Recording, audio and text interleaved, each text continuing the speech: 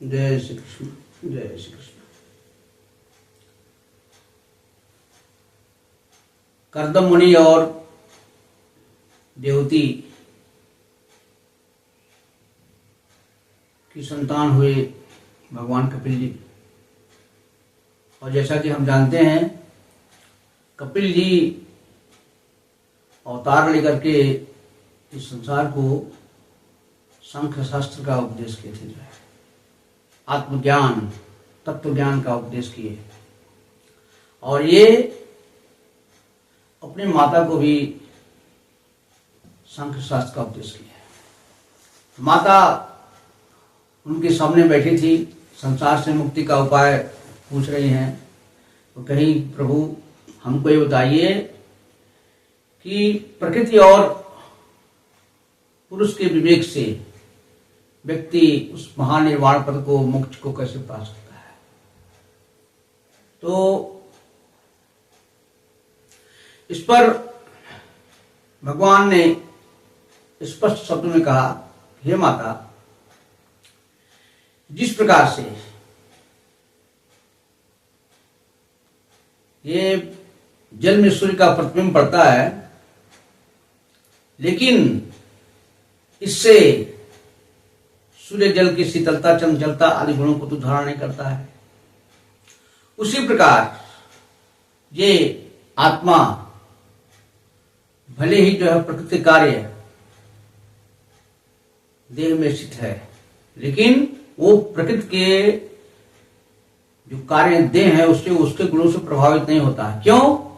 ये निर्विकार है, अकर्ता है। लेकिन जब अहंकार रूपी मोह के कारण जब वो ये प्रकृति के तीनों गुणों को स्वीकार कर लेता है और ये मान बैठता है कि मैं करता हूं, तो देह के साथ होने वाला जो भी सत्कर्म अथवा खराब कर्म जो भी हुआ, तो चूंकि वो मान लिया है महामोह के कारण कि मैं करता हूं, तो अब वो जो भी करेगा, तो ये दोनों जो है ये बंधन है, सत्कर्म और खराब कर्म भी। और उसको फल भोगने के लिए उसको बार बार जो है इस संसार में आना पड़ता है।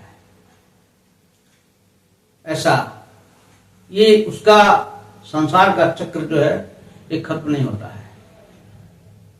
और कर्म के अनुसार उसको सत्य जोनि मिलेगी, मध्यम जोनि मिलेगी और असत जोनियां मिलेगी। और ये प्रक्रिया बंद नहीं होती है और ये चलता रहता जो है। तो अब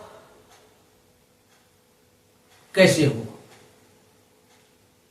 तो ये भगवान बताते हैं कि जब अपने तत्व ज्ञान के द्वारा और भगवान में असीम भक्ति के द्वारा,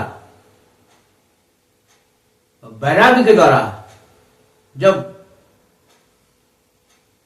वो शिवात्मा अपने आप को पहचान लेती है, तो वो मोक्ष के मार्ग की ओर प्रवृत्त होती है।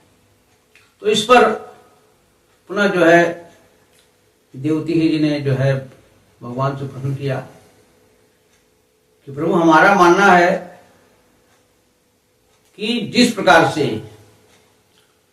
पृथ्वी और गंध को अलग नहीं किया सकता है, जिस प्रकार से जल और रस को अलग नहीं किया सकता है, तो उसी प्रकार से प्रकृति और पुरुष दोनों अन्योन्य हैं और एक दूसरे के साथ रहने वाले हैं। तो प्रकृति कैसे पुरुष को छोड़ेगी?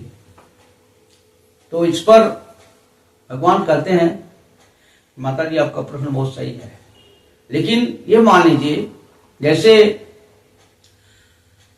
अरण्य के संघर्ष से जो है अग्नि पैदा होती है और वो पैदा हुई अग्नि खुद भी जो है अग्नि को समाप्त कर देती है, उसी प्रकार जब व्यक्ति ये जो अपना स्वधर्म है उस धर्म को निष्काम भाव से करेगा, तो वो उसकी कर्म परंपरा ही जो है जल करके भस्म हो जाएगी और तब वो आत्मा अपने शुद्ध रूप में आ जाएगी। और इसके अलावा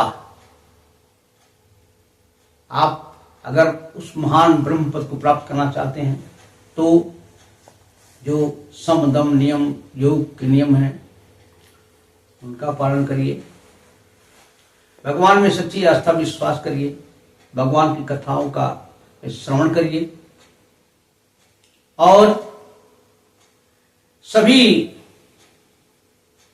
जो भी प्राणी हैं एक समत्व का दर्शन करिए, किसी से बैर मत करिए और एकांतवासी होने का प्रयास करिए, शांत भाव रखिए, मौन व्रत का धारण करिए, ब्रह्मचर्य का पालन करिए,